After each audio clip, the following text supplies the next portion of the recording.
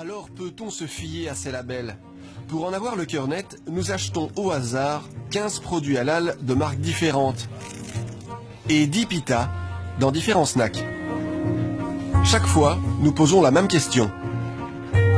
Tous les produits que vous vendez ici, c'est halal? Oui, marqué, hein, Tahira. C'est une marque connue? Marque connue qui est vraiment halal. 100%. Nous apportons le tout à Jean Blou, dans un laboratoire spécialiste des analyses agroalimentaires. Le test que nous demandons est simple, détecter la présence éventuelle d'ADN de porc dans tous ces produits qui, en principe, ne devraient en aucun cas en contenir. Le résultat est sans appel. Il y avait effectivement 7 échantillons positifs, 5 échantillons montraient une légère présence de porc, donc il s'agit sans doute d'une contamination.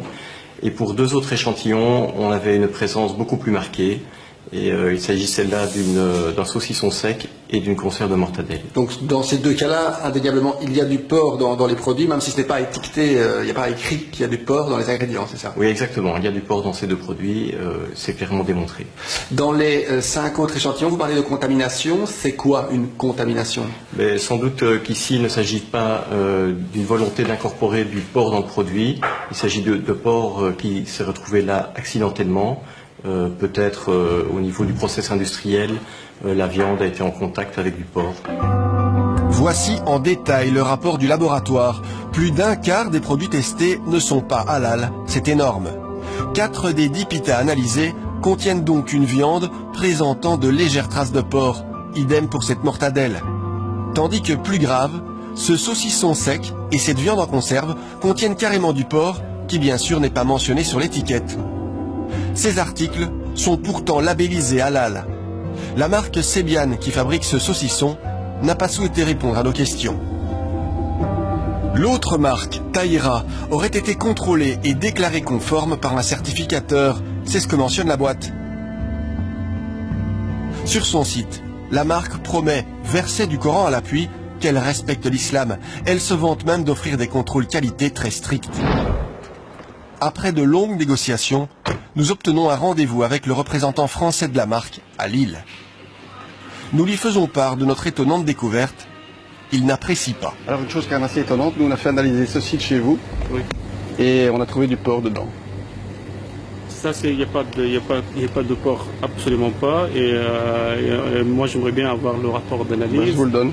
Oui. Mortadelle de bœuf Tahira, porc, présence d'ADN correspondant à l'espèce testée, c'est-à-dire le porc. Ça, c'est faux. C'est faux, complètement faux, bien sûr. On a des responsabilités devant Dieu et devant la communauté. Je respecte énormément les musulmans et je n'ai envie de salir personne. Je suis journaliste. Oui, et nous constatons des faits qui ne sont pas inventés, qui sont sérieux. Ça, c'est quelque chose qui est falsifié complètement, totalement, je vous l'ai dit, devant votre caméra. Oui, oui, et on va suivre ça, parce que ça, c'est pas normal. On se revoit, si vous voulez, avec plaisir. Bien sûr. Quelques jours plus tard, Monsieur Mazen nous fera savoir par téléphone qu'il a pu être grugé par un de ses sous-traitants et qu'il compte réaliser des analyses complémentaires. Mais la fiabilité de ce produit est bel et bien mise en cause. Pour que le halal soit vraiment halal en Belgique, il y a encore du chemin à parcourir? Ouh là là, encore beaucoup d'années. Ou alors, les pouvoirs publics se décident enfin à prendre le taureau par les cornes et disent voilà, l'organisme Intel prendra en main cette problématique, à lui de le régler. Comme on fait pour le bio, comme on fait pour d'autres spécificités.